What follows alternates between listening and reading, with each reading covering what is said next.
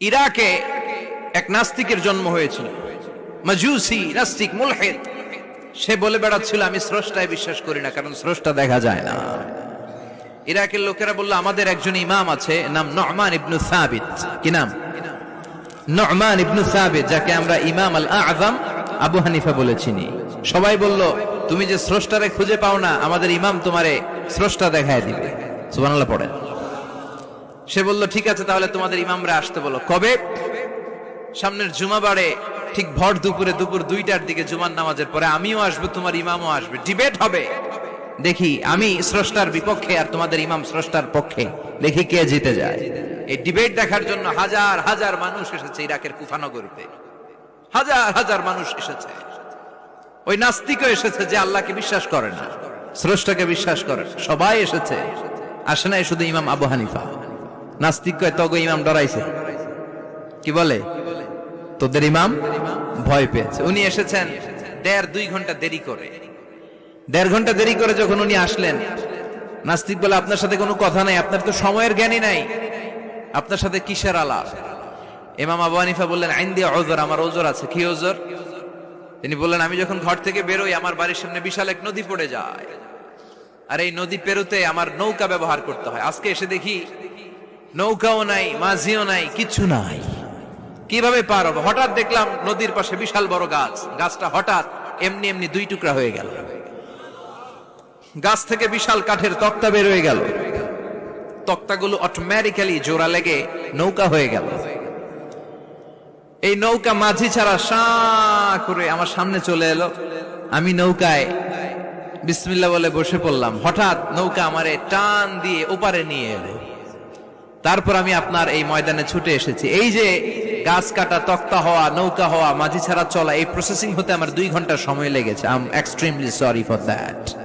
আনা আসিফ জিদ্দান, আমি দুঃখিত। নাস্তিক নেতা বলে তোকে ইমাম গাঞ্জা খাইছে। কি খাইছে? তোদের ইমাম মাজনুন, জুন্না আলাই, মাথার তার সিরা নিয়ে যা। ইমাম আবু হানিফা বললেন ময়দানে আমারে গালি দিলেন কেন?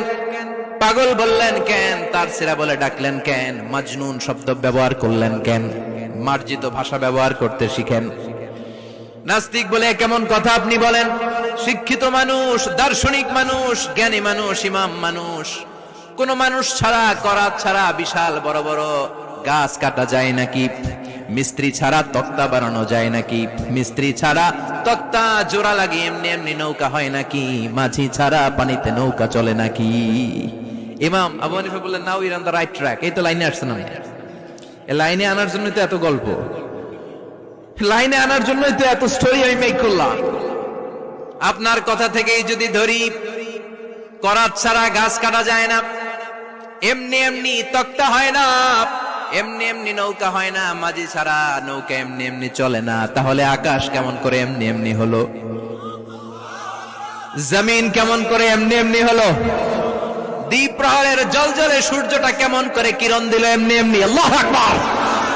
কেমন করে নবমণ্ডল ভূমণ্ডল সৃষ্টি হলো? কেমন করে দিন শেষে রাত্রি আসে, রাত্রি শেষে দিন আসে? ওইটা যদি এমনি এমনি না হয়, মহাবিশ্বের এই সুন্দর বসুন্ধরার সবকিছু কেমন করে এমনি এমনি হয়? নাস্তিক কয় হায় হায়, আসলেই তো আমি একটা উল্লুক্কা পাঠা, আসলেই তো আমি হাদারাম, এইভাবে তো ভেবে দেখি নাই। আসলে তো এগুলো এমনি এমনি হয় না। Someone is controlling everything in the world. একজন মহা শক্তিধর, মহা এমডি আছে, এমডি ম্যানেজিং ডাইরেক্টর, মহা ব্যবস্থাপক, সব ব্যবস্থাপকদের বড় ব্যবস্থাপক। চিৎকার করে বলেন তিনি কে? বিশাল এক ব্যবস্থাপক আছে, তিনি সব কন্ট্রোল করছেন। এতদিন পর্যন্ত আমি বুঝতে পারি নাই, আমারে মাফ করিয়ে দেন আর পড়িয়ে দেন লা ইলাহা ইল্লাল্লাহু মুহাম্মাদুর রাসূলুল্লাহ সাল্লাল্লাহু। সাইয়েদনা ইমাম আবু হানিফার হাতে হাত রেখে শাহাদা বাক্য পাঠ করেছে। সুবহানাল্লাহ পড়েন।